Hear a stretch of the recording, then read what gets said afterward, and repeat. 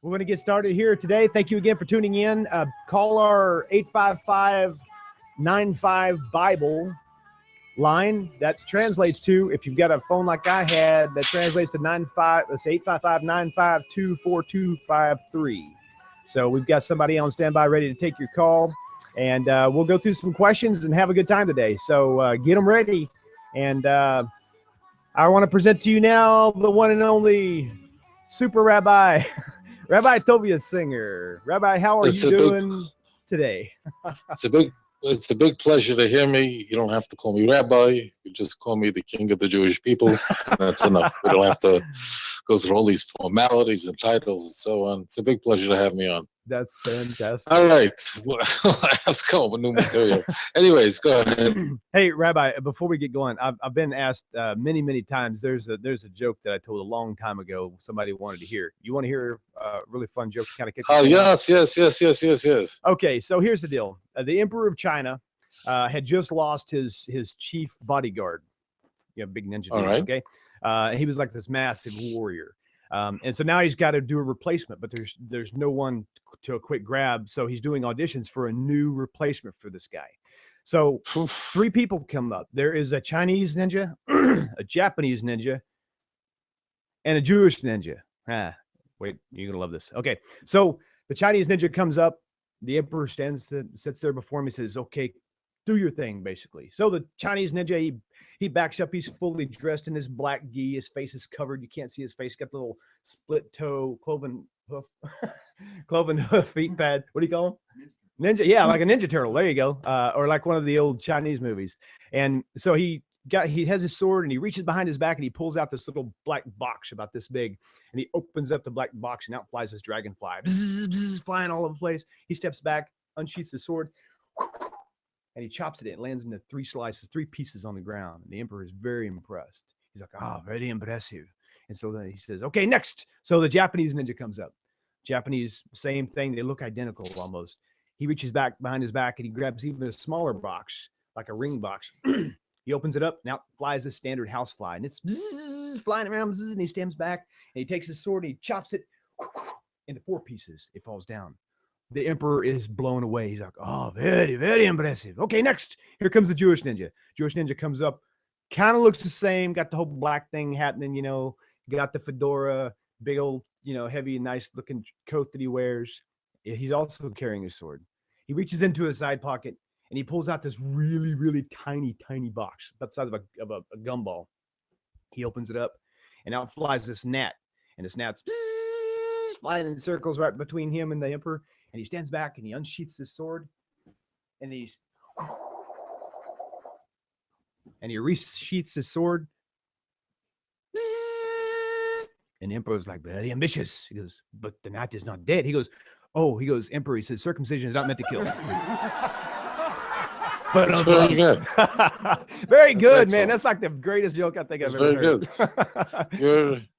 For Noahide, that's a very, very good joke. A Jew can get thrown in prison for telling a joke like it, but a Noahide is unbelievable. This is unbelievable. You're on the way.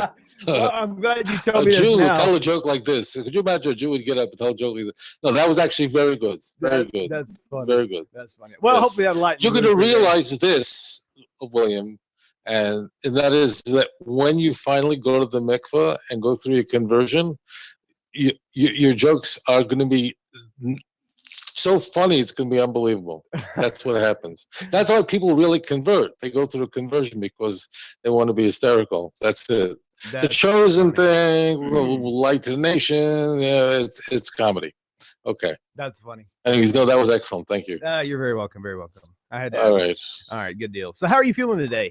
Are you really exhausted? You've been burning the candle at both ends a lot lately. I mean, I've seen you up at your time, 4:30, 5 o'clock in the morning, not even going to bed yet. And I'm thinking, we only did that once in like 10 years, and that was last night, by the way.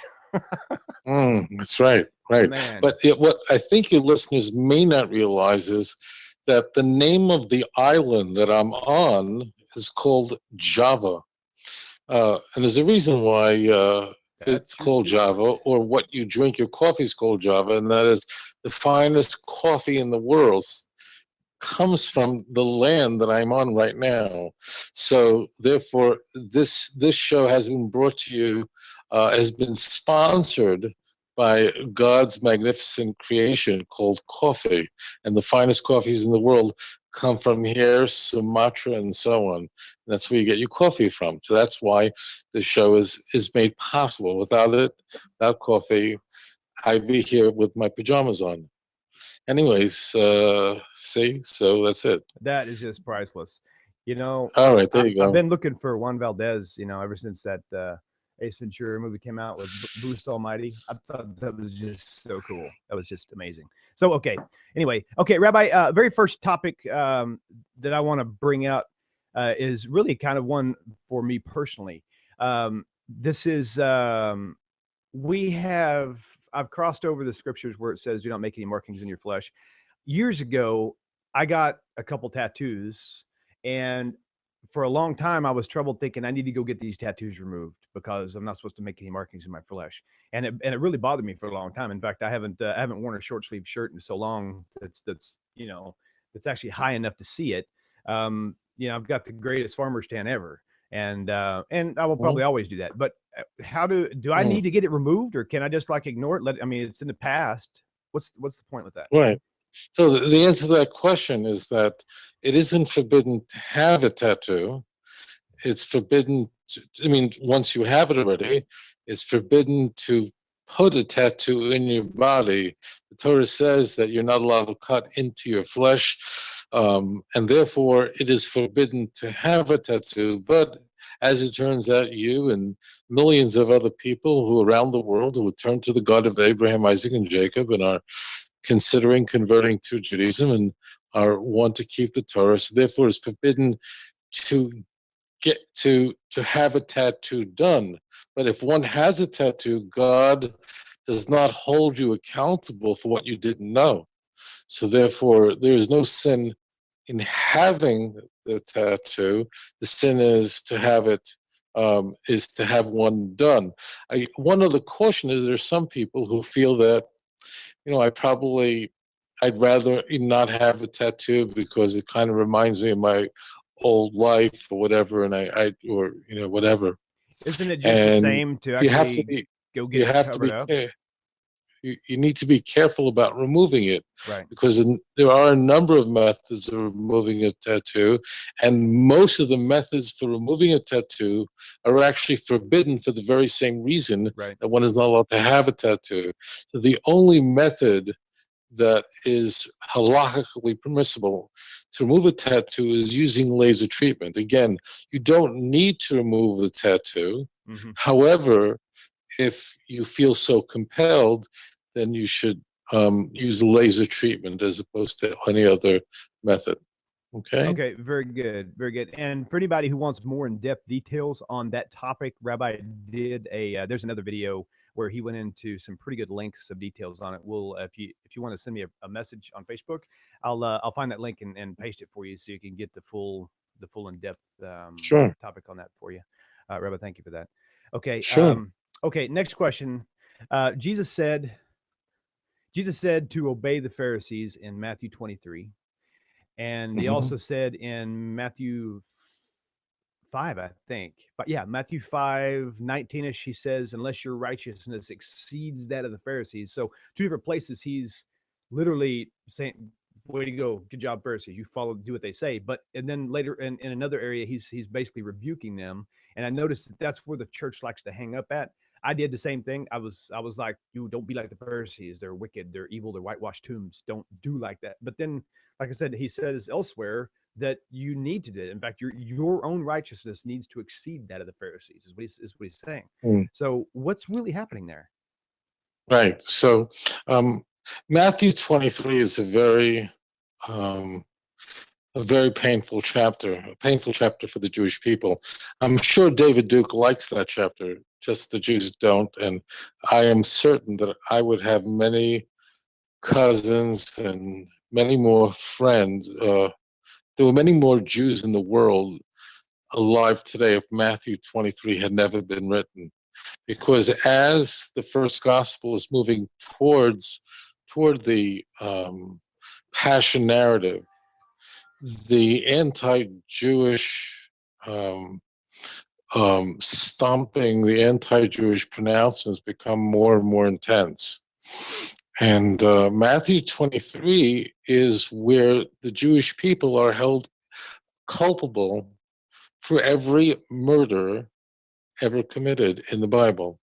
In fact, Matthew 23, toward the very end, in verse 34 and 35, Matthew's G. Now, I don't believe for a moment it would be very difficult. I can't say it's impossible, but it is just inconceivable that a Jew from the Galilee would make such a preposterous statement.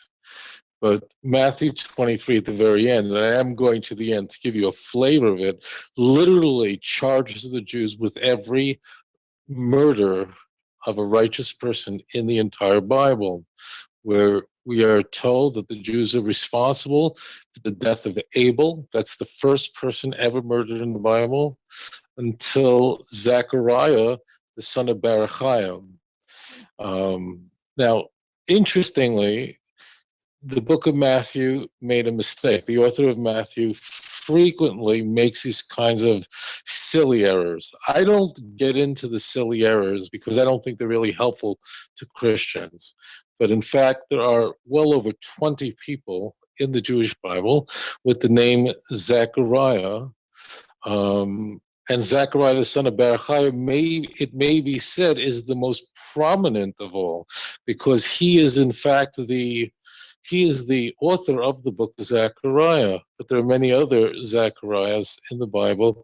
And the scripture, and if we look at scripture, we know that the very last person to be murdered, who was actually murdered in the temple by the altar, was a man named Zechariah, but his name was Zechariah, the son of Jehoiada. So Matthew actually gets it wrong. Zechariah, the author of 14 chapters of the Jewish scriptures, was not murdered.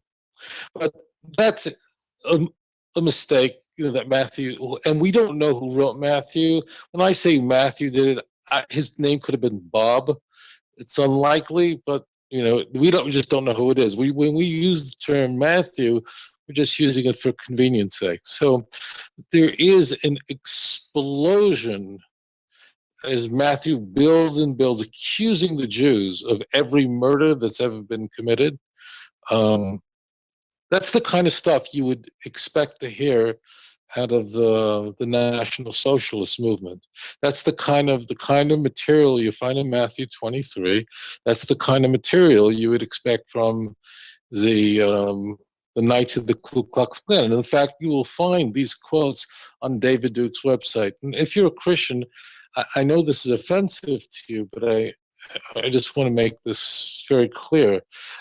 The notion that the Jews are culpable for killing Abel, when there were no Jews during the time of Abel, Abel was killed by his brother Cain, who was not Jewish. So this is complete nonsense. But it does, setting aside the datum, it does give us a sense of the temperature, the heated temperature of Matthew 23. Now, in the Synoptic Gospels, there are other parallel chapters, but none of them rise to the visceral assault on the character of the Jewish people, as does Matthew 23. The Jews and their leaders are called hypocrites and vipers. The worst things that could be said about a people are said about a Jewish people. And it's not being said to make them better. It's said as a very serious indictment. However, all that said, Matthew 23 begins with something that was well known, and that is, according to Josephus, there were 6 major sects of Judaism during the first century. Well, but the very famous ones that we're well aware of are, of course, the Pharisees. Those were the Pharisees. You can call them the scribes too. That's pretty much interchangeable. These are those who believe traditional Judaism, believe in the written and oral Torah. So, for example, the Torah tells us you must slaughter an animal in the manner that I have shown you. The Torah nowhere tells us how to do that in Deuteronomy 12:21.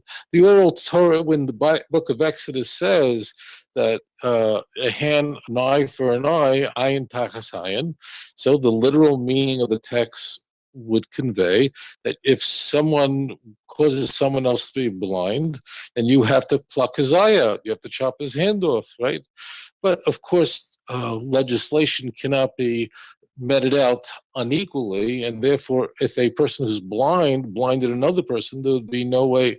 So anyways, the oral Torah tells us that even though the written Bible says an eye for an eye, it really means that one has to compensate that individual. The message in this chapter, as portrayed by Matthew, is very, very offensive. However, what I want to do is step away from that, because the message is clear. The written oral Torah that is transmitted by the Pharisees originated at Mount Sinai. That is the message of Matthew 23. And although the Jewish people are responsible for the most reprehensible, loathsome crimes in history, a distinction, a very clear distinction, must be asserted between the authentic, authoritative teachings conveyed by the Pharisees and the detestable character of the Jews or the Jewish leaders. So that's what Matthew 23 is doing. Matthew 23 is saying, look, the Jews, as far as what they're teaching, that's from God. The same thing we'll see with the Samaritan woman when she has, no, salvation is of the Jews. Most people don't understand what that text means, what the context in that text in John means. But what is being conveyed is that the Jews may be the most loathsome people, or the Jewish leaders are the most loathsome people. But what they are teaching, the written and oral Torah, is directly from Mount Sinai and has the full authority of Moses through the Pharisees. That's what Matthew 23, 2 and 3 is conveying. Okay? Okay, great. Now, okay, so on the same line of the oral Torah, we discussed, you know, you can only slaughter an animal if you do it in the way that I have shown you, but it's not in the Torah. Well, in the same sense, there's something, you know, where it talks about do not see the kid in its mother's milk. What does seed mean? What does cook mean? What is kid referring to? There's so many variables that, I mean, even as a first-time reader, I didn't know what it meant. So the first thing I did was I went to the concordance, and then, which is another man's Talmud, if you will, and I was trusting that interpretation. But as it turns out, there's a different interpretation. And right. Yeah, remember this. This is important. The rabbis are not reverse engineering texts in the Jewish Bible and then figure out what the oral Torah should be. We received a written Torah. In reality, first we received the Torah orally, and then Moses actually wrote it down. The oral Torah actually predates the written Torah. That said, we have, for example, all the vowels that go beneath the letters. That's all oral Torah. If you go to the Dead Sea Scrolls, there are no vowels there. The vowels were invented in the early Middle Ages. Now, so therefore, it's not that the sages are looking at a passage in the Torah and saying, aha, this is what it means because of this. No, we have a direct information from God through Moses, and that's in fact what Matthew 23 is saying. Now, no religious Jew would ever appeal to the Christian Bible in order to say, aha, this is why. We know this. We know that the written and oral Torah is from Hashem, and as we see in Scripture, we find, in fact, this passage, which means do not boil a kid in its mother's milk, is mentioned 3 times in the Jewish Scriptures. It's mentioned in Exodus chapter 23, verse 19, in Exodus 34, verse 26, and again in Deuteronomy 14, 21. The oral Torah tells us that there are, in fact, 3 unique prohibitions about eating milk and meat that are cooked together. And in fact, it is more serious than eating pork. And I'll explain why. First of all, what the oral Torah tells us is it does not mean simply that you cannot boil a kid in its mother's milk. And it should be stated that without the oral Torah, even those of you who are not, going, wait, what is the rabbi talking about? The word chalev, lo svash v'diva chalev, in its mother's milk, the word chalev means milk, but the word chalev, which is the same exact spelling, just different vowels, changes the meaning of the verse to convey you shouldn't boil a kid in its mother's fat. So you are actually completely depending on the oral Torah to even know that milk has anything to do with this. Okay, so therefore there are 3 prohibitions associated with eating milk and meat, and it's so severe that religious families will always have a separate milk and meat dishes because there are 3 prohibitions. One prohibition is a prohibition against cooking milk and meat. Technically speaking, a Jew is allowed to cook pork, he just can't eat it. So that's why I said it's more severe, the prohibition of milk and meat. There is a prohibition, of course, against eating any kind of milk and any kind of meat. Does it just mean a goat? No, it means any kind of kosher animal and milk. So that's like chickens and turkey also. This is not just red meat? No. That's different. That's okay. I want to separate that. That is a rabbinic injunction, and I'll explain that in a moment. Fowl is different, and I'll explain that in a moment. Let's leave fowl out for a moment, and I'll explain that in just a moment. Finally, the 3rd prohibition is that one can't even have benefit from anything milk and meat. You're not allowed to sell it. If someone's not Jewish and says, can I have a cheeseburger, buy it for me, or sell me a cheeseburger, it's forbidden for a Jew to sell it to a Gentile. Now, a Gentile can eat it, we just can't sell it to them. We can't have anything to do with it. I can get a non-Jew a pork sandwich, but I can't get him a cheeseburger. So it's actually much more severe. So the oral Torah tells us, and we see in fact the Torah repeats the prohibition 3 times, identical prohibition, only as an allusion to the fact that there's a very special, a very severe prohibition when it comes to eating meat. We're talking about red meat and very special. You can't have any benefit from it. You're not allowed to even cook it together. And you certainly not allowed to eat that it. kind of pushes out another question, really, because doesn't it say in the Torah too that you're not that you can't touch the carcass of an unclean animal? So wouldn't like, for example, a pork chop, if one was to say, okay, I can cook it, but I can't eat it, but isn't that the same as touching the deadness? Is that totally different? You would rely, without the oral Torah, one would think so, but if you can't touch the carcass of a dead animal, then what would happen if you were riding a donkey and it died? You're not allowed to touch a donkey. Right. I mean, that's not what it means. Again, without the oral Torah, see, Christians reject the oral Torah because they were taught to do so. Right. But the reason why Christians can say, oh, I don't believe in rabbinic Judaism, they call this all rabbinic Judaism, because they've never tried it. Or else, could you play football? The whole bowl is made out of pigskin.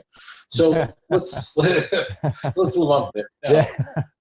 Now that said, the Torah says that you should guard my guards. You should guard my Torah. So there were fences that are put around the Torah, just like, for example, if you have something, a high voltage generator, okay, that's supplying electricity for a supermarket, there's not just a sign, don't touch a danger, but there's going to be a fence around it. And not only a fence, but there's probably going to be barbed wire on top. They really don't want you getting near it.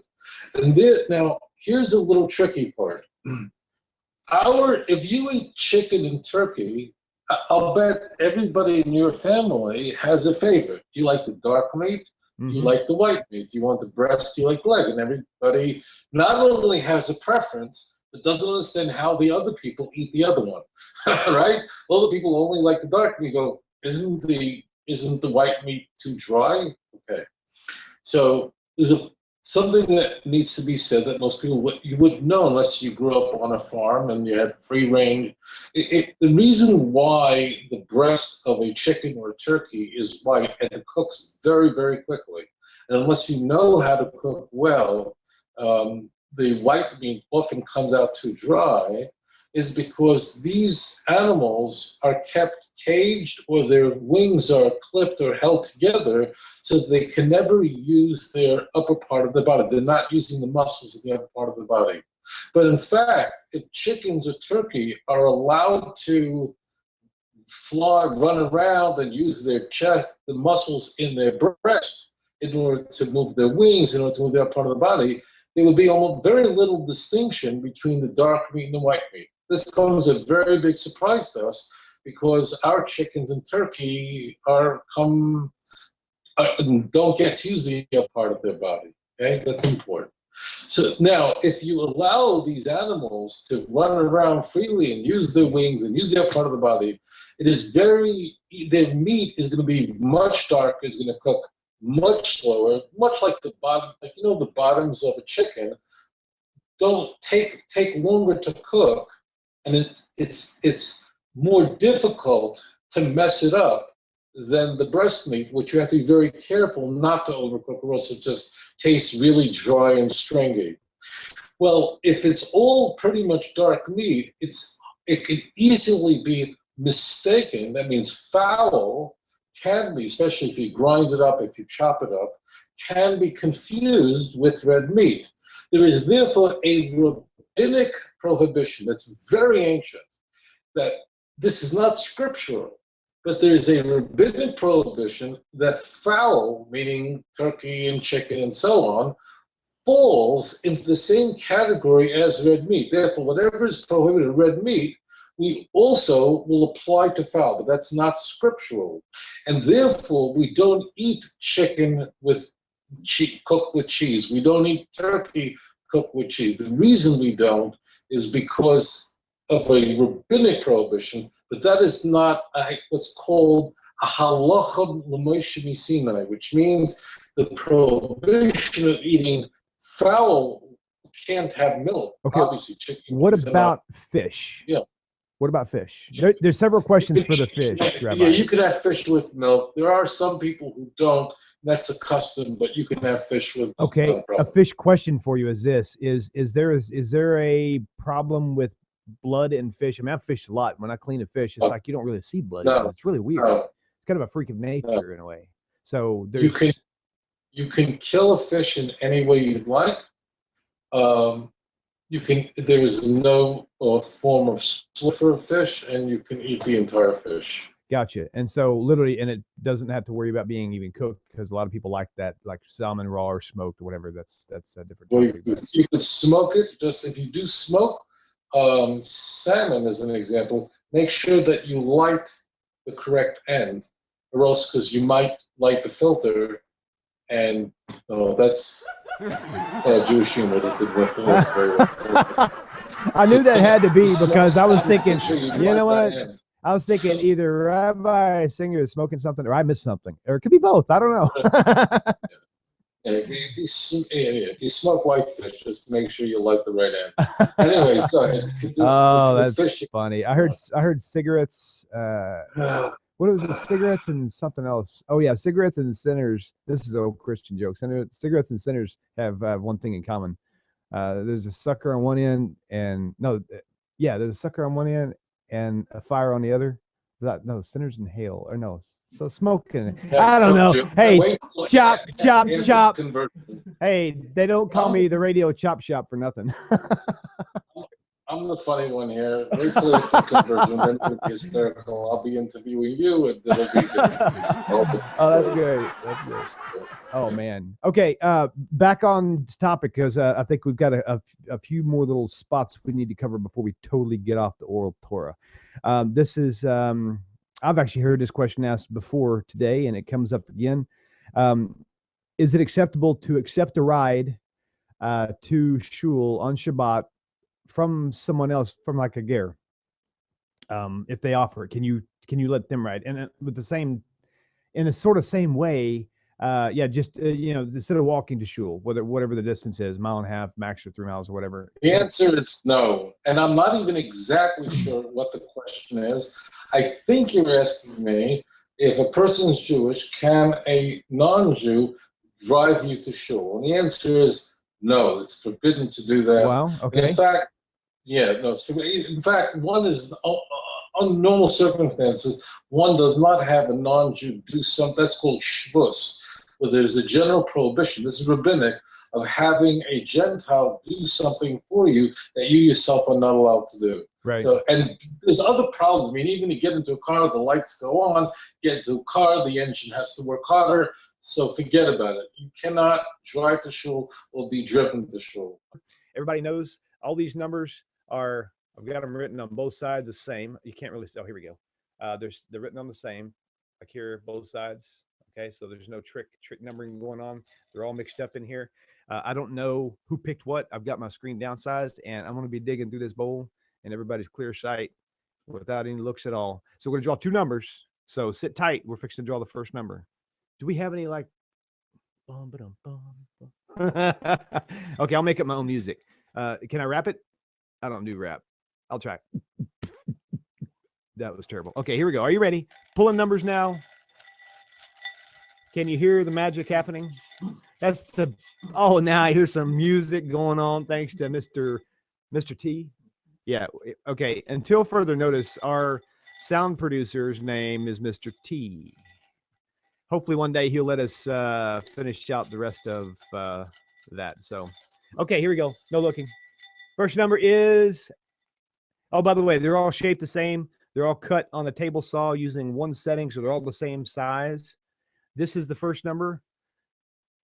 Can you see that? 47? Yeah, 47. Okay, so I don't have my screen up, so whoever's 47, that's the first winner. Now, actually, I do need somebody to, let me pull the second number, okay? Because I need to make sure there were some unpicked numbers, and I need to make sure 47 was not one of them, okay?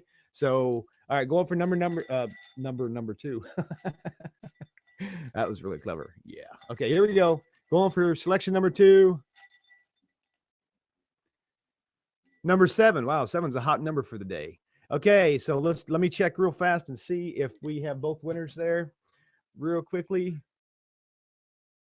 Hey, while you guys are still following along here, Rabbi Singer, you really need to check out his website, www.outreachjudaism.org.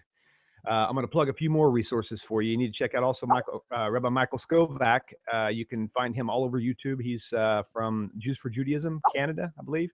And he's got lots of videos out there discussing different topics like this. There's good friends in arms out here trying to address these same topics. And without them, I wouldn't be here today. I really needed to have all these resources.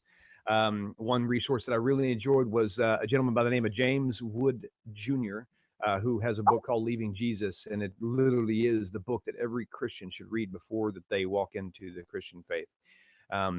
And also, Rabbi Singer's got some other work where he does the Torah portion breakdowns each week with Jono and Jason on truth2you.org. That's truth, the letter 2. Letter 2. The truth, I'm trying to repeat it like Jono does. Truth2you.org. Truth, the number 2, letter u.org. There we go. Hey, we got a winner here. Okay. And then jasonspiritualbabies.net. You want to check that site out as well. And so now I'm going to check out my 47 and 7. Those are great numbers. Those had to have been picked. There's only about 12 that weren't picked. Also, while we're trying to find my site here, there are a couple really, really cool groups that you'll want to get into, especially if you are have come out of the Messianic circles and Christian circles and you're really not sure where to go. There's a place for you. There's some great groups. One is if you're on Facebook, look for Leaving Christianity. I believe it is. Let me type it in and make sure I'm saying it. Leaving Christianity and Finding the Truth. Yes, Leaving Christianity and Finding the Truth in Torah. And that's one of them. The other one is just Leaving Christianity, Finding Truth. So those two groups alone have been growing like wildfire. There's a lot of rabbis involved. That Rabbi Tovia Singer's in there, Rabbi Michael Skovac is there, as well as other rabbis, and they all are available to answer questions. So I encourage you strongly to go there. You can like us on Facebook as well, TaNaCh Talk. It's not spelt the conventional way. It is TeNaK, which most of you know because you tuned in by going to our website. We were limited on URLs. Is that how you say that? Okay, domain names, and so that was the only way we could get in. So that's how we ended up with TaNaCh. So go there, go to TaNaChTalk.com and subscribe to the website. Pete, is that how they need to do? Yes. Okay, subscribe to the website, and you will get all the alerts from any posts and blogs we put up with upcoming events. Same with Facebook. Like us on Facebook. Share it on your wall. Get people involved. If you know people who are Christians who tend to be questioning things, my goodness, just share these things. I had a friend of mine, Lon, who had shared me Rabbi Tovia Singer at a time I didn't want to hear about anybody talking against, against J-Man, and it was something that I had to deal with.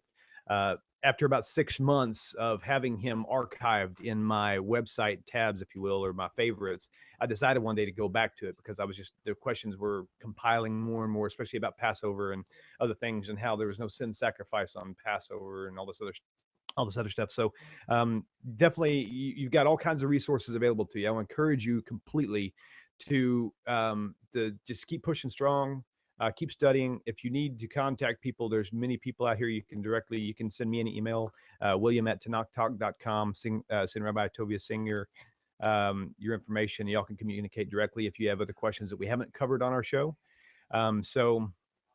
Okay, looking at the list now, and it looks like number 7 belongs to David Shepard. Congratulations, David Shepard. And both numbers have been taken. We need one of those. Ring, ring. Yay. Woohoo. Okay, David Shepard, you are number 7 and number 1 on our winner list for a Chumash. Did I bring one of them here? One of these, I need to keep one here so I can just kind of show them. I don't think so. I think it's at the house. Okay. The next winner has also won number 47. It was definitely a pick number. Number 47 belongs to Sherry Scheitel. Please forgive me if I'm not saying that right, but you're the winner of another Chumash. So we got 2 giveaways this week.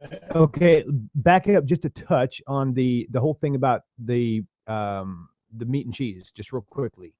Sure. Does that law also apply to the Noahide? Now, I don't mean the Noahide meaning the worldly secular person. But I mean, the one who is seeking to follow Hashem and go beyond just being a Noahide, but more like a Ger Tzaddik. I mean, that is voluntary. Okay. For a person who was not converted to Judaism, they are not obligated. The prohibition of eating milk and meat does not apply to them. However, a Jew cannot supply it to them. Cannot even give it to them. A Jew cannot even go and hand them a cheeseburger. But if a person who hasn't converted to Judaism is a Noahide and wants to eat milk and meat, they're able to do that. However, if you are in a conversion process, if you're in a conversion program, so then it's going to become really important to the rabbi who's your mentor and the Beth did, that in that whatever period it takes, a year, 2 years, a year and a half, during that time that you live a completely observant life and that you don't eat milk and meat. But this is not one of the prohibitions of the 7 Noahide laws. Very good. Very good. Okay. Again, we'll move on much faster here in just a moment to button up to tidy up this final question we had earlier too, regarding the markings. There's a surgery issue. Like, for example, my mom, she got a surgery done that wasn't really life-threatening, but it was something that made her value of life that much better. No, you can get the surgery. Okay, what if it's like a facelift? I mean, because that seemed like it would be kind of like, why would you want a facelift? You just look prettier than you are to other people. I mean, what about a facelift or something like that, or Botox? Right. I don't even know what Botox is. But you could do any of those things, but one is not allowed to make markings in their body. The purpose of having any kind of surgery is for whatever reason. It's not to me making a mark on your body. In fact, it's the plastic surgeons are actually pretty good. They're the only surgeons who are really pretty brilliant about not leaving the marks in the body. But the prohibition, where the Torah says in Leviticus chapter 19, verse 28, does not apply to them. So one should be reluctant to have any kind of surgery. I don't need to tell my listeners. Right. Our listeners are the smartest listeners in the other side of the hemisphere. So they know that. So, but yes, if one needs to get surgery, one can get surgery. It's the tattoos. Okay. It's not earrings. You can have earrings all you want. Okay. What about this this idea, the whole earring thing? Whenever they during the slave transition, when a slave decided that he wanted to remain in the house forever per se, and it says they take an awl and drive his ear through the doorpost. There's several questions there. Number one, is that just simply a piercing without a piece of jewelry? I mean, and if so, that's just with slavery. The question has so many open ends, you could really make your own question out of it, Rabbi, and discuss it. The other thing is, another comment had something to do with the blood on the doorpost with the lamb, and doing the ear on the doorpost bleeds. And is there any connection whatsoever, or is it just some crazy hypothesis? The only prohibition of earrings would be to a man. And that is because earrings are a woman's accoutrement. Women wear earrings and so on. So therefore, it would be prohibited for a man in our time, because even though there are men that wear earrings, but no religious Jew in the world would wear earrings. Because the Torah says that a man is not allowed to wear or bear the clothing or the dress of a woman, nor the woman the dress of a man. Now that becomes a commandment that's, of course,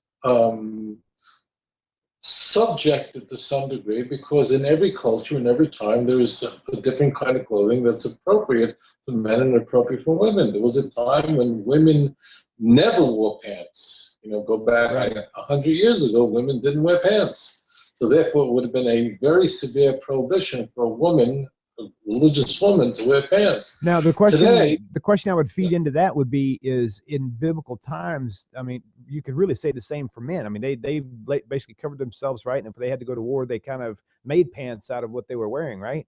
I mean, so did they differentiate with color, or because it seems like the style may have been similar?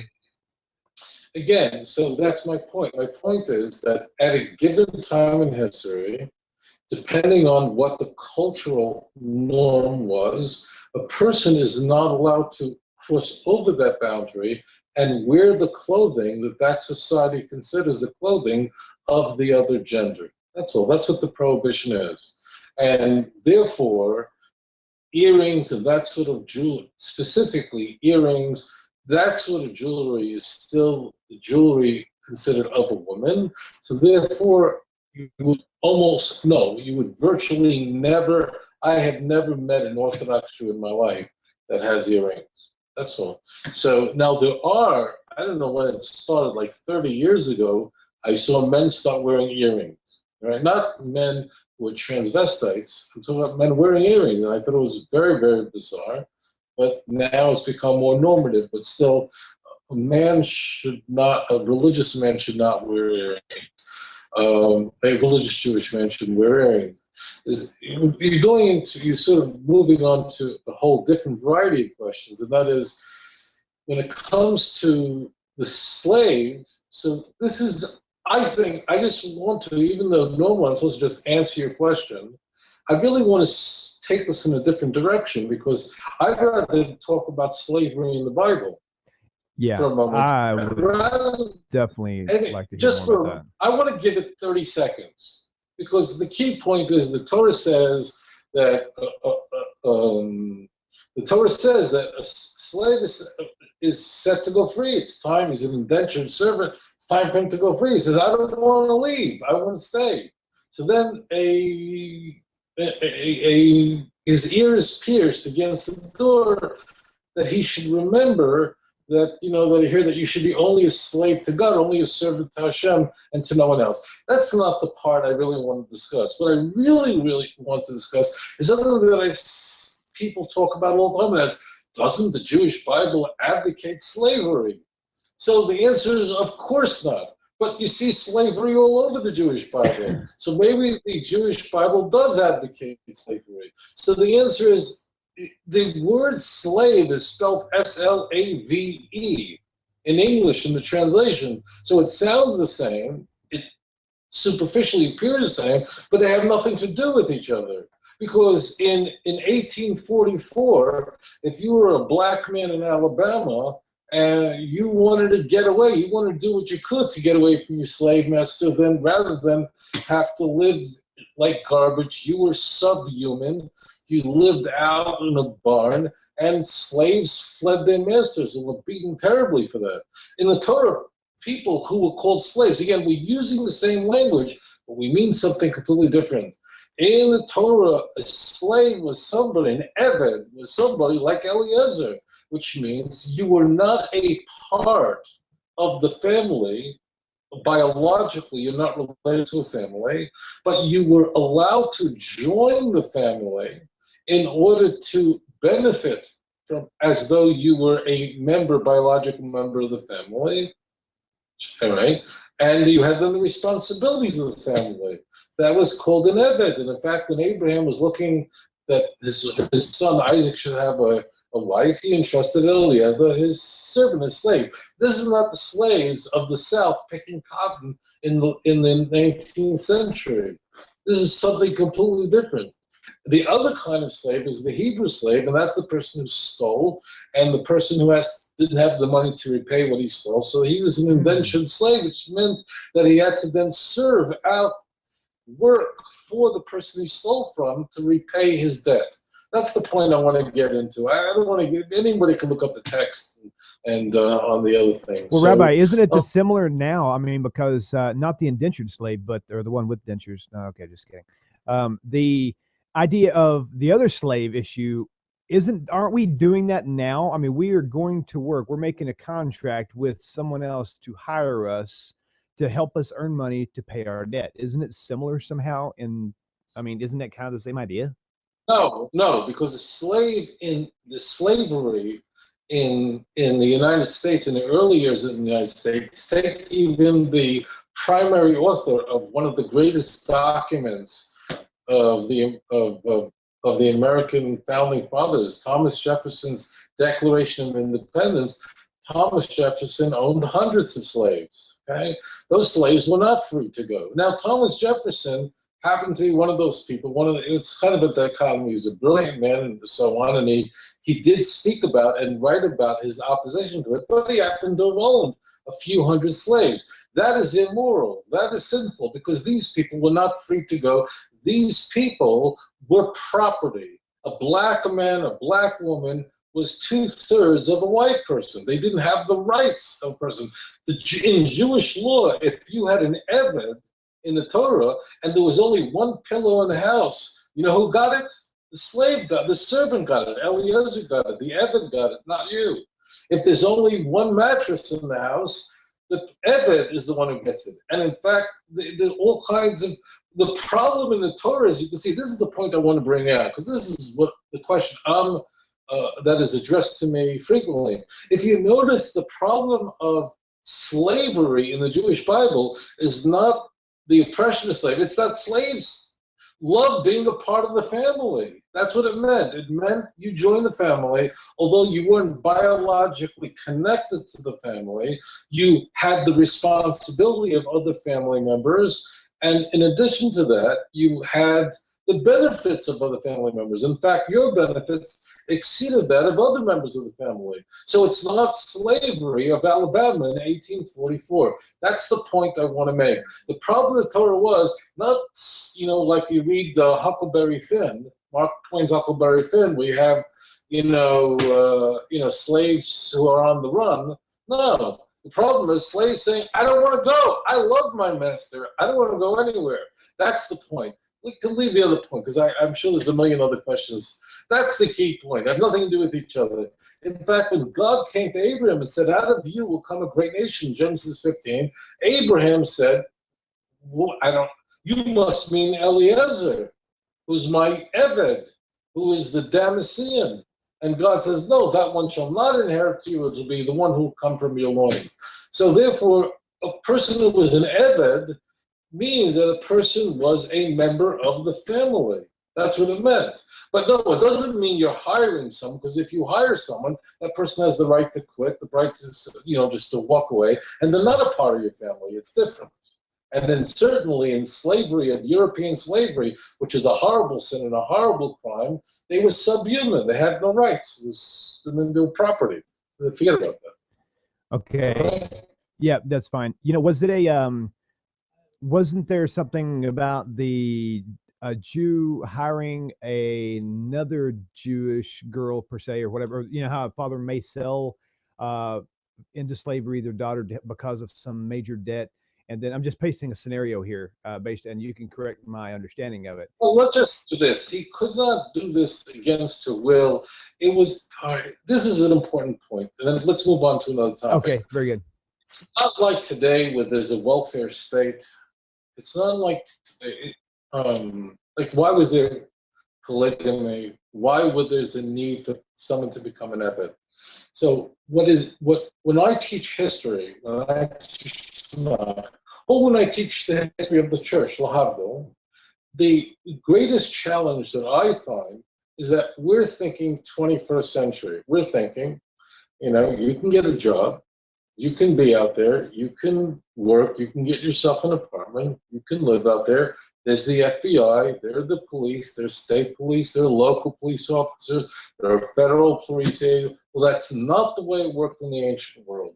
In the ancient world, there wasn't no police force. There were soldiers, but if you didn't have a family to take care of you, if you didn't have those who would defend you and protect you, if you didn't have a husband that would look over you, if you didn't have someone to take care of you, you were as good as dead. You needed a clan to protect you. Okay, so in the ancient world, if you didn't have a family, if a girl didn't have someone to protect her, to guard her, if a woman was single and she wanted to have a family, had no security whatsoever, had nothing to protect her, she can join a family, and there was a polygamous marriage in the Torah and throughout TaNaCh, throughout the Jewish scriptures. But the model at the time was, by joining the family, you would then, by marrying into the family or becoming a servant in the family, this is critical, you would join in the family, you bore the responsibilities of the family, and you also had all the rights and the benefits of the family. That's the common denominator in all these points. Because if you didn't have family, you had no one to protect you. There was nothing. That was it. It was your family. You had to belong to a large family, and the family would take care of you. You had the benefits, although you were not biologically connected. And therefore, all of these, the commandments we see in the Torah, whether it's a father who wants to make sure that his daughter is cared for, it does not mean that she's sold into slavery. It means that she joins a family. And joining a family meant that she was protected, that she had all the benefits of the family, and so on. Okay, so that's the key point. I mean, we could spend an hour on this. Right. It's a big topic that has nothing to do with slavery and selling and child, in Saudi Arabia, because there's some pedophile in Kuwait who's 63 years old that wants a 9-year-old girl, so some Indian father sells his little girl so that's not what's happening here. What the Torah is providing for is that people have a family, because if you didn't have a family, there was nothing else, and there was nothing there to protect you and to provide for you. Mm-hmm. Okay, so belonging to a family was extremely important. Okay? But it has nothing to do with the phenomena that we see today in slavery in America and Europe. That slavery that we know of going back hundreds of years, that is sin. And it's sin that damns us all, because it said to black men and black women that you are less, you are subhuman. That is a sin, and happily we're done. I mean, the only thing I like about Obama is he's black. I am happy. That's the only thing I liked about Obama, was that America elected a black president. It turns out the only thing I like about him is something that he didn't choose, and that's his race. Wow. Let's move on. Wow, very good. Okay, for all of you who are just tuning in or who have missed out on the phone number, call us in. The call-in line is 855-95-BIBLE. That's 855-952-4253 if you have an old cell phone like I had that didn't actually have the letters on there. So be sure to call us in if you've got any more questions coming on. You can check out TaNaCh.com, subscribe there, go to outreachjudaism.org, find all of Rabbi Singer's good stuff. I want to pull up the books again real quick. Let's Get Biblical. It's become a favorite conversation piece in our home. We have a bunch of different books of the same resource, of the same type of things, but this is probably the most well-written one that I have found, what most easily indexed. We talked about this last week in depth. It's just amazing. The topical index in the front, the scriptural references in the back, which appeared to be one of the major work and time spent item. Yeah, can I see one of those too? This is, are these yours? Oh, yeah, that's great. See, even our studio technicians have these books, so that's great news. We've got, of course, I fortunately have like 15 sets sitting on my shelf. Okay, whatever. Yeah, I bought them all, one for each room in the house, right, Rabbi? Not amused. Okay, now listen up. I'm very serious about this. Just, do you have the ad to show them this cover? Actually, I can do that here. If you have not seen this, this is what you're going to look for. You can find this on his website, outreachjudaism.org. Again, this is a 2-volume set. If you had the first volume and you think that you don't need the 2-volume set, you're wrong. You need to take the first volume, give it to someone else, buy this 2-volume set because it's loaded with much more information. And again, the easy to find references in the back is just absolutely insane. They have the numeric. Let me get my shoulder out of the way. Everything is literally broken down. I don't know if you can see that right there. How's that? Okay. We're going to lose light if we go too far forward. Okay, so that's okay. But anyway, you can see each individual one is actually in alphabet, not in book order. Each book that's mentioned in this book and the verse reference to it. So if you know the book reference, but you don't really know the topic, how to find it in the front, go to the back. You will find what you're looking for here. I've used this so far in the past 2 weeks. I've used this probably 8 times with different people coming to quick answer guides on this stuff. And it's very, very, very informative and very thorough. There's so much information in these books. It's just insane. And so outreachjudaism.org, you can find these books there. Send Rabbi an email if you want to order them. Just get online. You need this book.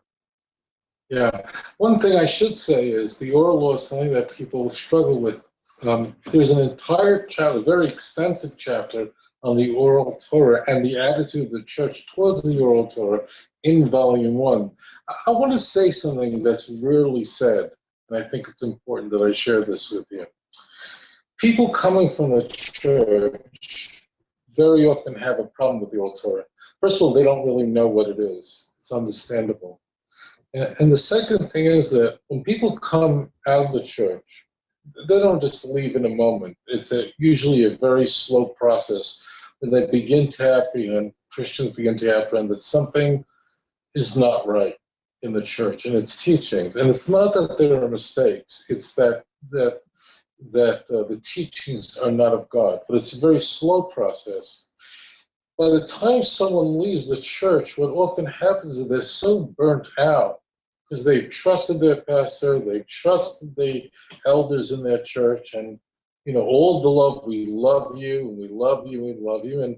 But what happens very often when people leave the church, especially to embrace the Jewish faith, they become scorned and they go, what happened to all the love? So what happens is Christians become very deeply, ex-Christians become wounded by this, not in all cases, but in some cases. And sometimes they have trouble with the oral Torah because they're going, I just want to follow the Bible, and I don't know if I can trust the rabbis, the sages of Israel, so on and so forth. So I do get that. I'm very grateful that you listened to this. There's an entire chapter devoted to this. But again, without the oral Torah, you couldn't even read the written Torah. Written Torah itself, just the Torah itself, is 304,835 letters. Beneath them are vowels. So millions of vowels and jots and so on. You wouldn't even know what it says without. If you change the vowels, just like in English, the meaning of the word changes, the pronunciation changes. Christians completely depend on our oral Torah just to know what the text says, because what we have from Moses is just the consonants, the 22 letters of the Hebrew alphabet, not the vowels. That's a written system that was created by Masoretes in the early Middle Ages. Let's continue. Okay, very good. Rabbi, there's another topic that used to bother me. This is coming from another caller. We have the situation in Christianity. One of the most pressing topics is the end. Is the end of day? Excuse me. The rapture, all these things, and everybody's like they're so kingdom focused, if you will. That's where they invest all their energy. Is there even a such idea in Judaism based on the Torah or the TaNaCh in general of that same type of a setting with the Messianic era coming? Is the world going to be destroyed and everybody's going to be raptured and fly up into heaven? And I know it sounds crazy, but that's what me and a whole lot of other people thought. Let me explain. If the source for the rapture is not found anywhere in the Jewish scriptures. It's found in 1 Thessalonians chapter 4, at the very end of the chapter, essentially verse 17. If I were inventing religion, I'd invent a rapture too, because there's a whole bunch of people that I don't like. We all do. Some people really hurt us in our lives. There's a bunch of terrorists out there that I'd like to fly up into the clouds and have all terrorists killed, and then we come back again. Big tsunami hit Gaza, all the terrorists get killed, good people live, and so on. But the rapture, this notion of the rapture, that the good people are going to be sucked up into the clouds, meaning the Christians, and the non-Christians are going to come into judgment, while the good people are floating somewhere in the sky, that's not biblical. That's Paul. It's an idea that was advanced back in about the year 50 when 1 Thessalonians was written. 1 Thessalonians is the earliest Christian writing that survived. There may be older ones, we just don't know about them. What I think is very interesting about the rapture, because you expect me to speak about it, the answer is there is no such thing as a rapture in the Jewish Bible. What does happen, the nations will read Zechariah chapter 12. Jerusalem will be a heavy, burdensome stone to all those who come up against it. The weakest of the Jewish people will be like David, even like the angel of the Lord of hosts. And the nations that come up against Jerusalem will be destroyed, and the Jewish people will dwell safely.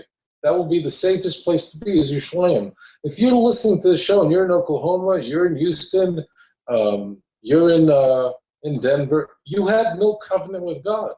But Jerusalem does. Read Zechariah 8, read Zechariah 12. It isn't there. So if you read Zechariah 12, and one of the things I always want you to do is read it for yourself.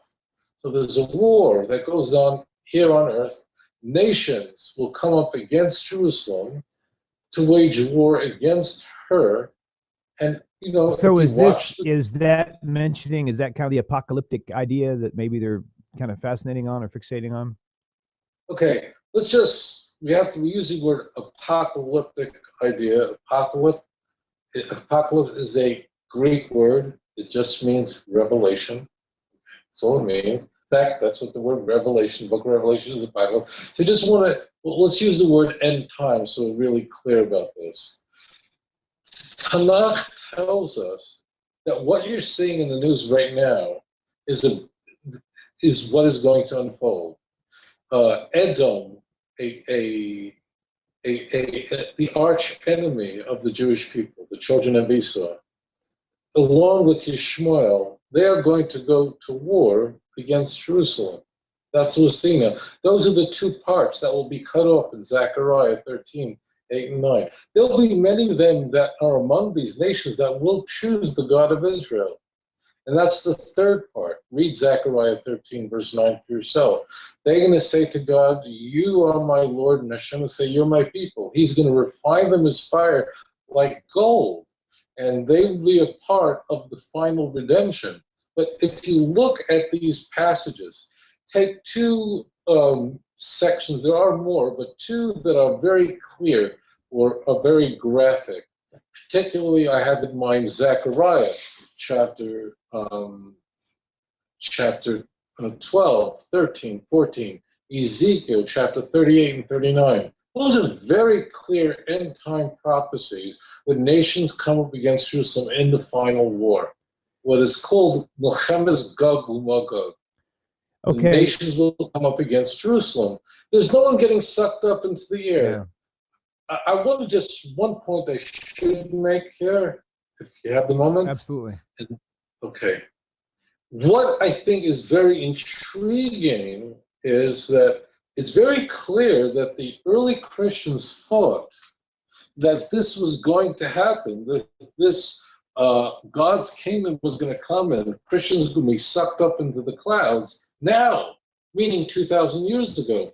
If you look at 1 Thessalonians chapter 4, you'll see there that when Paul says that the believers are going to be sucked up into the clouds, you know, and then everybody is going to judgment, there's a question that's posed to Paul. Look it up for yourself. And the question is, wait, again, 1 Thessalonians written, let's say, about 50, okay? So that means they ask the question, but there are a whole bunch of Christians that already died, meaning Christians that died anywhere before 50. What is going to happen to them? That is the question that is asked. And what the response is, they are going to be together with us who are alive. So what everybody misses about 1 Thessalonians chapter 4, verse 17 is that this claim, which never happened, is that those are alive are going to get sucked up into the clouds, and those who were Christians, those who were believers, they're going to join us. Well, that means that Paul is claiming this is imminent and it's going to happen to us, and the dead Christians are going to join us in the cloud. Well, as it turned out, everybody died. It didn't happen. This is a completely false teaching, and it's buried right there in the original text. Okay? Same. That's the key. Look at 1 Thessalonians chapter 4, verse 17. Read it for yourself. That's what's key. It's literally not biblical. It never happened. Read the context. Read it for yourself.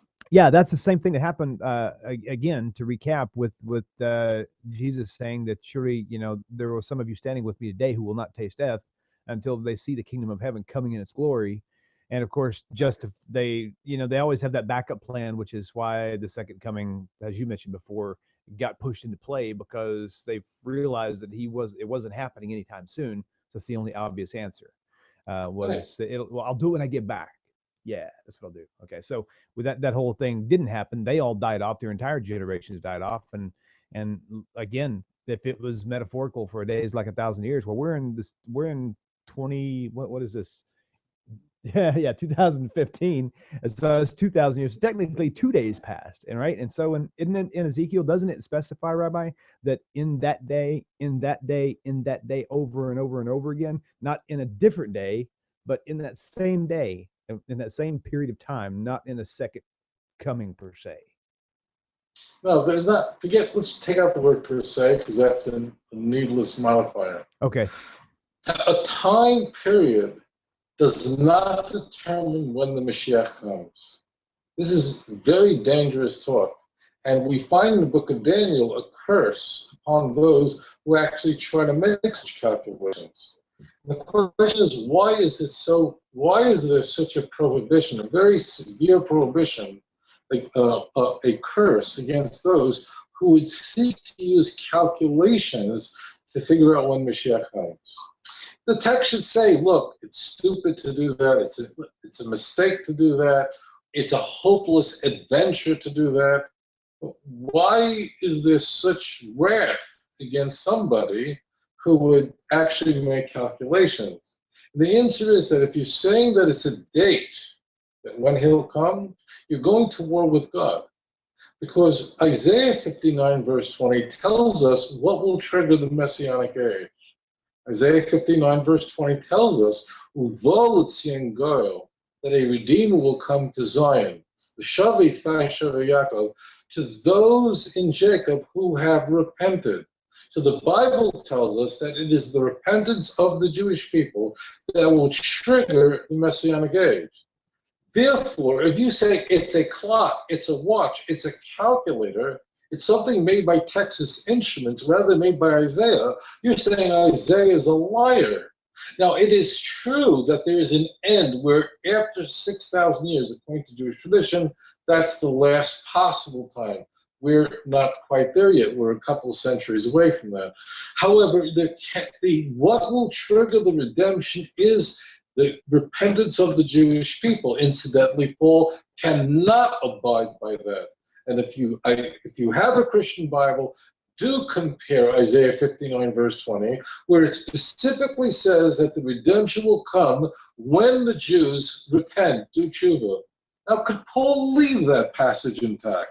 The answer is, of course he can. Well, why can't he? Because according to Paul, nobody can repent. In fact, no one can effectuate their own salvation. There's no initiative, no work that man can do to save himself. So therefore, what does Paul do with it? If you have a Christian Bible, look at that for yourself. If you look at Isaiah 59 verse 20, which I quoted to you, you'll notice there's a footnote there. And the footnote tells you that you should go to Romans chapter 11 verse 26. And if you go to Romans chapter 11 verse 26, you find that Paul quoted it.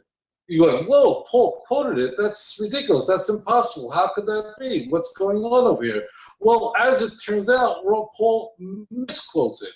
Because if you look at Romans chapter 11, verse 26, what does Paul do? Paul changes and he says there, this is how Israel will be saved. What will happen? As it's written, will come to Zion a deliverer, and he will turn away iniquity from Jacob. Well, no, he will turn away ungodliness from Jacob. Well, that's not what it says. It doesn't say the Messiah will do it. It says the Messiah will come to those who repent in Jacob. So therefore, what I want you to do, because there are some of you here who are ready to repent tonight and turn to the God of Israel and just say, you know what? I'm done listening to Paul. I want to start listening to Moses. I'm done listening to James. I want to start listening to Isaiah. If you're ready to do that, compare Isaiah 59 verse 20 with Romans 11 26, and you've got a choice to make. And the choice is not, do I hate Jesus? Do I reject Jesus? That's not what this is about. The question is, are you going to follow Paul or are you going to follow Moses? Well, that's a no-brainer for the Jewish people. Okay? That's why we don't make calculations, but the end time is going to be that nations will come to war against Israel. I can see it happening today. We're not exactly at the very end, but we see now in Yiddish is kacht. We're there. You can hear, I think, I can't say for sure, but we certainly, we can hear the footsteps of Mashiach. The world is now coming up against Yerushalayim. Jerusalem, they're not coming up against Eilat, it's Jerusalem. Okay? Awesome. All right, awesome. This is attached to the next question, Rabbi. Is Psalm 83 a prophecy that has not been fulfilled yet? I've got it up if you want me to read a little bit of it. Is there a question? This Psalm 83 is a prayer, and the prayer is that there will be judgment upon the enemies and the foes of Israel. And what they do is they come against the people of Israel with all kinds of craftiness, and God will preserve the Jewish people. And this is the prayer for judgment against those who are the enemies of Israel. We can just make this very simple. There's a specific question, but here you have, listen, Psalm 83, all the arch enemies of the Jewish people, the Philistines, so these are the classical enemies of the Jews. In Psalm 83, we beseech Hashem that do not be silent, we ask Hashem. We call out to Hashem with great praise. It's HaKadosh Baruch Hu, Al Domi Loch. Do not be silent. Al Techerash. Do not withhold. Do not be silent. Do not be silent. Al Tishkait Kel. Hashem, please do not be still during this very difficult time. This is what the chapter is about. So, of course, it's about the salvation of the Jewish people that ultimately culminates in the Messianic age. So that's the answer to the question. Let's move on. Okay. At the end of Ezekiel, chapter 37, are the foreigners representing the Jews not born in Israel, or are they the Gentiles, or is there a different answer? You're talking about the last two verses. You're talking about verse 27 and 28. Actually, we're talking about you're talking about verse 27 and 28. Is that what you're talking about? Verse 37? 37. Those are the last two passages of chapter 37. Okay, 27 and 28 says, "My tabernacle also shall be with them. Yea, I will be their God, and they shall be my people." Okay. That's Let me 27. just move this off here. The key, what is being brought into view is the building of the third and final temple, which is going to be described in great detail. In fact, it is probably the most detailed messianic prophecy we found in all of the Jewish scriptures, from Ezekiel 40 all the way to 47. Okay? There's one more chapter 48. We can say really the 48. What Ezekiel is telling us, what he is bringing to view, is that at the end of days, when the temple will stand on Mount Moriah, when it will be built, the sanctuary piece, then the nations, then the Goyim, then the Gentiles, then the nations will know that I am God. And what's very important to bear in mind is that is the central feature of the Messianic age. People think about the function of the Messianic age as like, this is for the Jews. No, the whole purpose of the Messianic age is that the whole world would know that there's one God. His name will be one. He will be one. Zechariah 14, verse 9. So what, if I'll just add one more piece to this, you have the world divided into two parts. And that's what we're seeing today. And I just want to repeat this. I'm not sitting here on air saying, oh, the end days are coming. It just appears to any reasonable person, maybe there's God forbid, another 100 years to go. I can't say, I didn't hear any voices, but what we are called upon is to be a tzipiso liyeshua. We should be watching for signs of the redemption.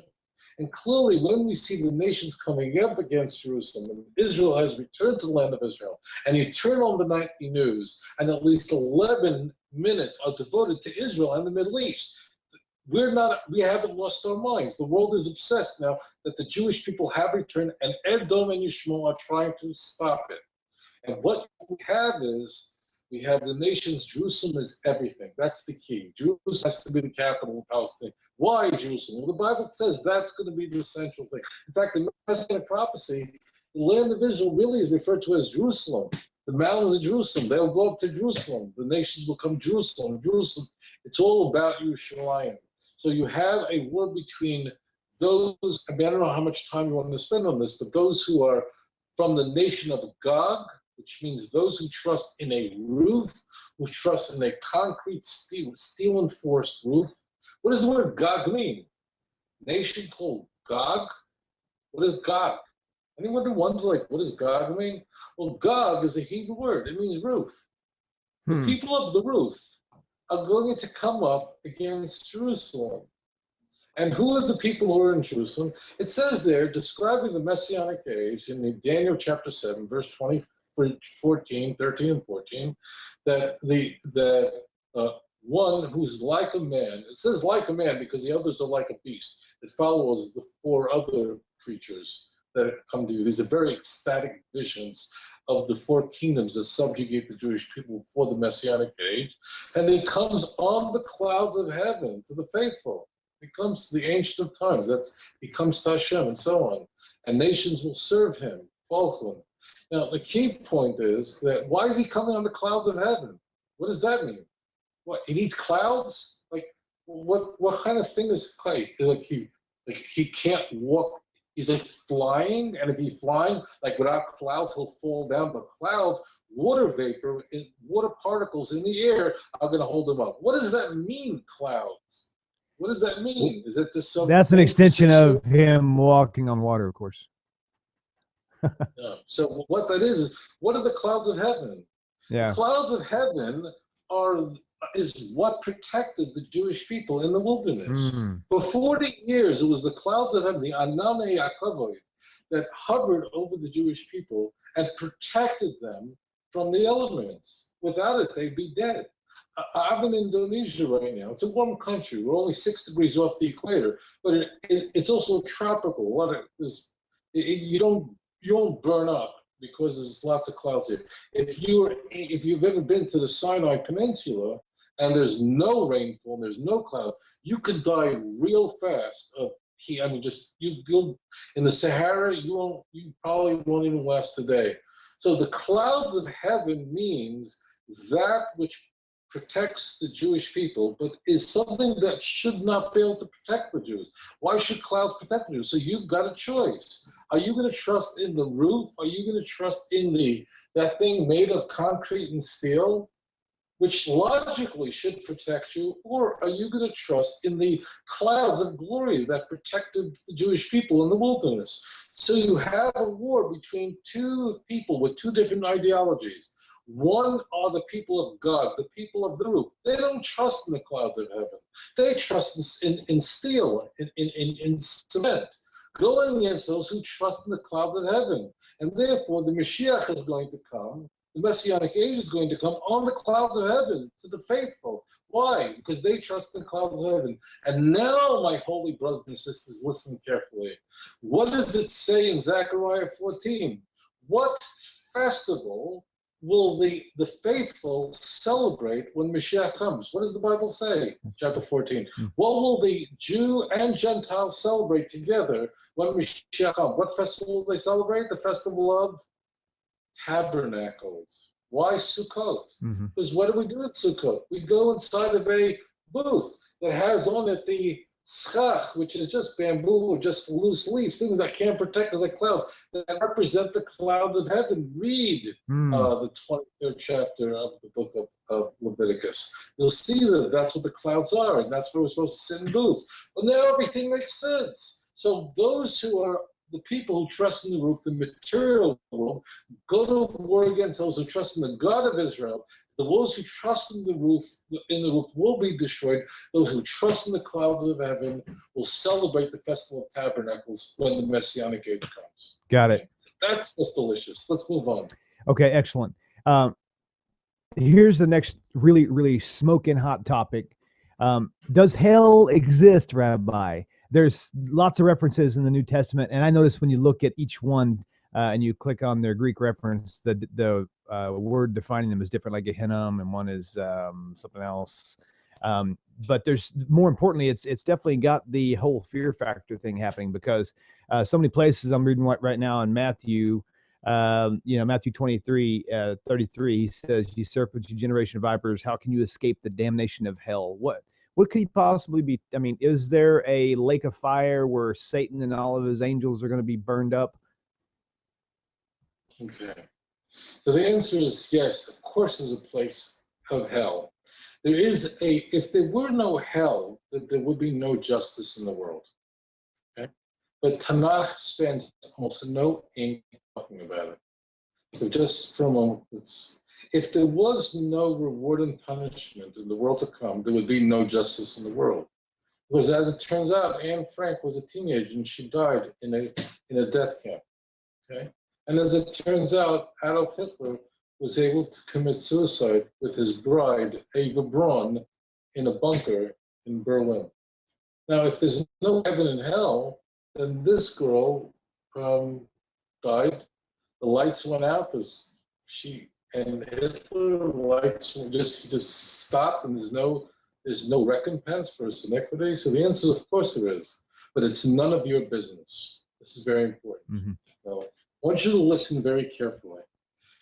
The Christian Bible engages in talk about hell a lot. Why? Because it's very scary. There are many people who are listening to this show.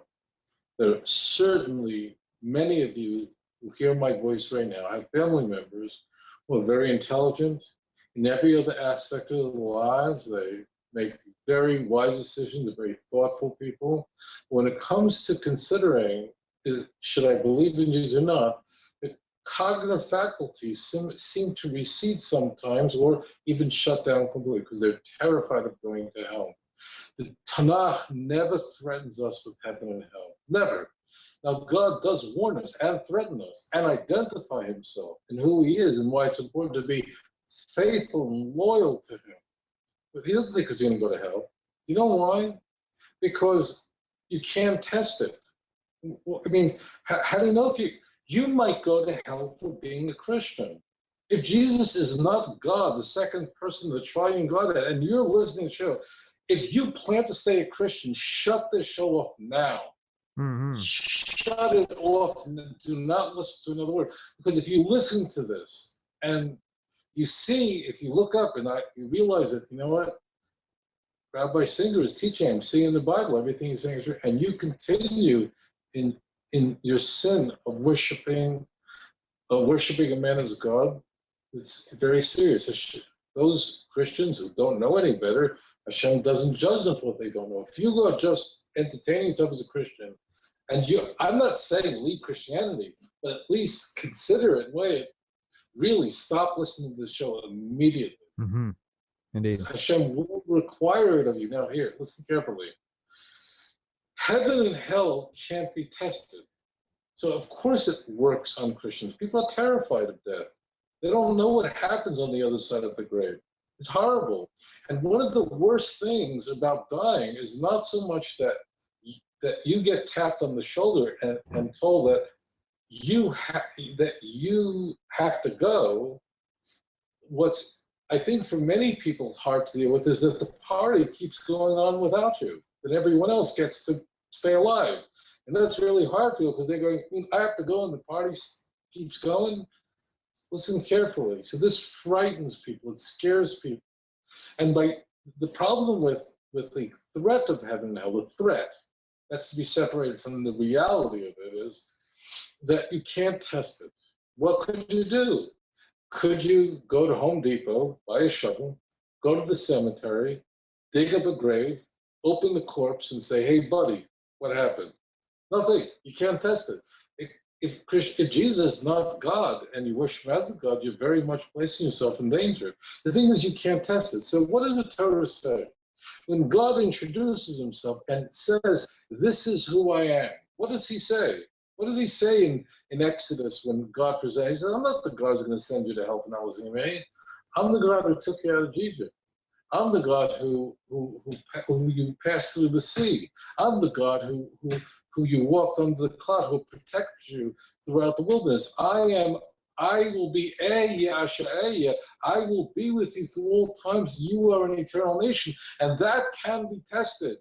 Torah does not treat you like children, scaring you with heaven and hell because you can't test it. That is, heaven and hell as a threat is the let me just, I want to get this point across, is what is used, the recourse of a false religion, because you can't check it out, you can't test it. So therefore, Torah only appeals to history. Zechor, remember, Deuteronomy 5, Deuteronomy 7, 9, 12. Remember. Why would a nation be told to remember something and shoulder that responsibility if it never happened? So the Bible appeals to history.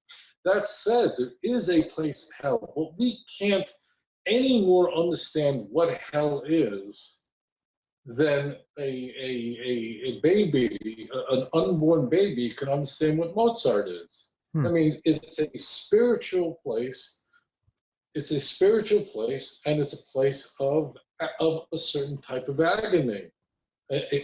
In Jewish tradition, what happens is when a person dies after they're buried, Ecclesiastes chapter 12, verse 7 tells us the soul ascends to heaven and stands before God. Okay? Now, at this point, the person, please God, repented for their sins. There are some people who lived a good life but who sinned and did not repent for those sins. So those people, I'm going to get a lot of questions on this. Their iniquity can be cleansed after they die. This is alluded to in the book of Isaiah. It's spoken of extensively by our sages, where a person's sins can be cleansed for up to 11 months, sometimes 12 months, God forbid, if a person has sinned considerably. There are people, but Jews consider it completely arrogant to discuss, oh, he's going to heaven, he's going to hell. I mean, unless we're talking about Adolf Hitler or Bin Laden, you know, it's considered arrogant to talk about who's going where. You know, in Christian circles, sometimes people seem to know who's going everywhere.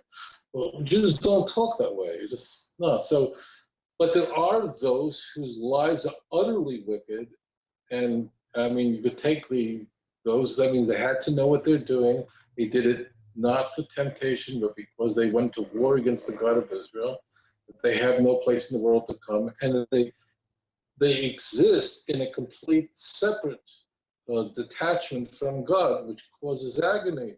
And we see it in Daniel chapter 12, verse 2. There are many who lie on the earth. Some will arise for everlasting life, and others for everlasting contempt and damnation. That's all. So there is such a place. But what should surprise people is that why is there so little ink spent on this topic? Exactly. Why is it so little? Because TaNaCh, what is the purpose of TaNaCh?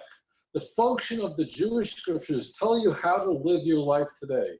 And I'm going to ask you a question. How does telling you about heaven and hell in any way help you know how to live your life today? All it does, it scares you.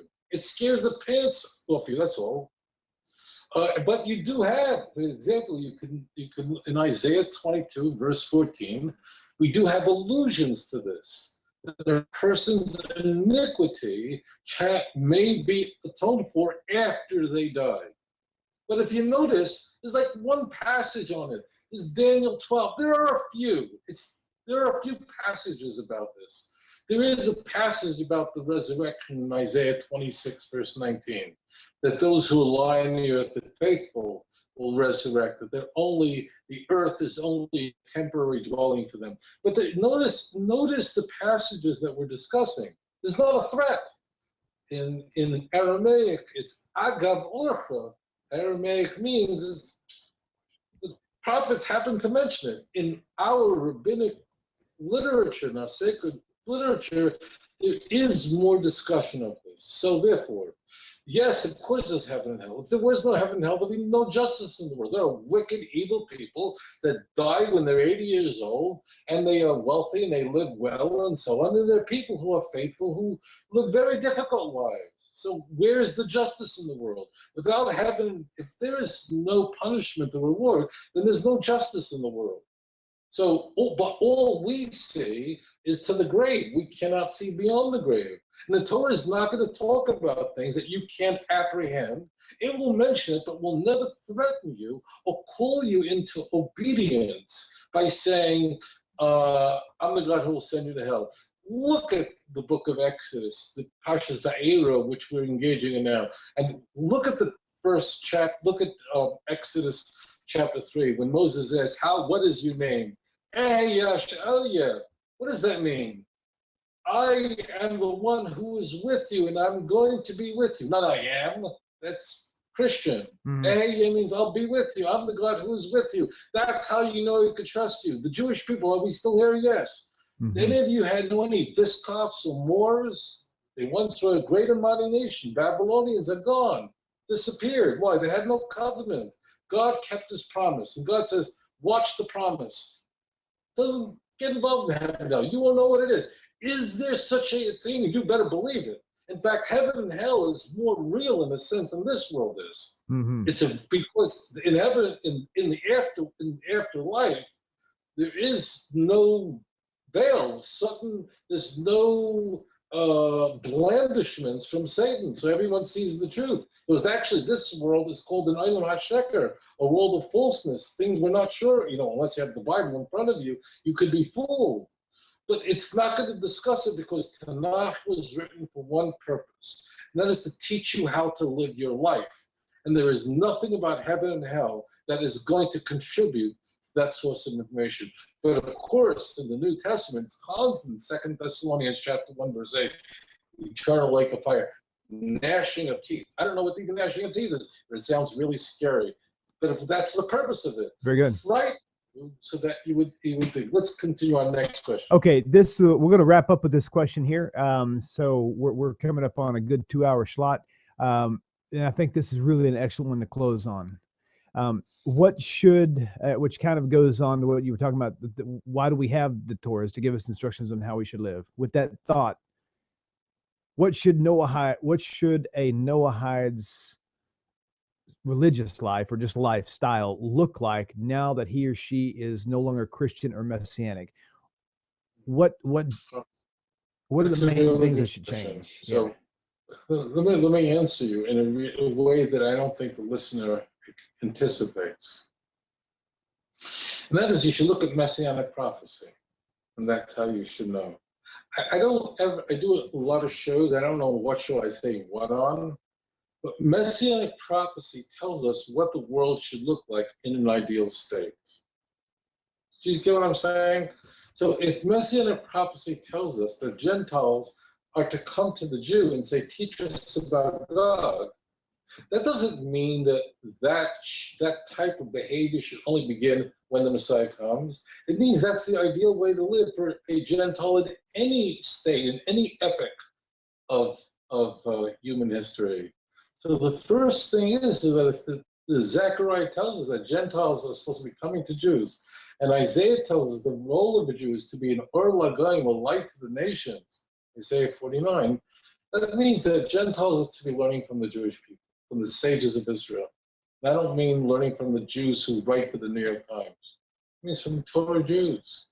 And the first thing is that it doesn't mean that Gentiles shouldn't teach Gentiles. I'm not saying that. Basically, that's not the approach you should take. The first thing is that you should find yourself rabbis, Torah, God-fearing Jews to learn from. This is what Hashem wants. This is the role of the Jew for you. We are a kingdom of priests. Exodus chapter 19, verse 5 and 6. The first thing is, I want those of you who don't know you're Jewish or you don't think you're Jewish to listen to the Jewish people. Don't start coming up with your own stuff. You're gonna find if you have this kind of Gentiles teaching Gentiles, you're gonna find yourself in all kinds of movements and all kinds of sects and bleeding, all kinds of blood moon and all kinds of stuff off the wall.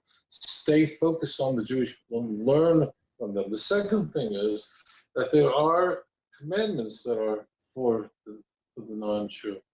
Make sure that when you are faithful to the God of Israel, that when you are honest in business, it's one of the 7 Noahide laws. When you pay, if you're an employer, you have people that work for you, and when you pay them, you must pay them on time. It's a very grave sin not to pay your employees on time. When you do that, when you pay them immediately, not make them wait, don't say in your heart, oh, I'm paying them on time because I think it's the right thing to do.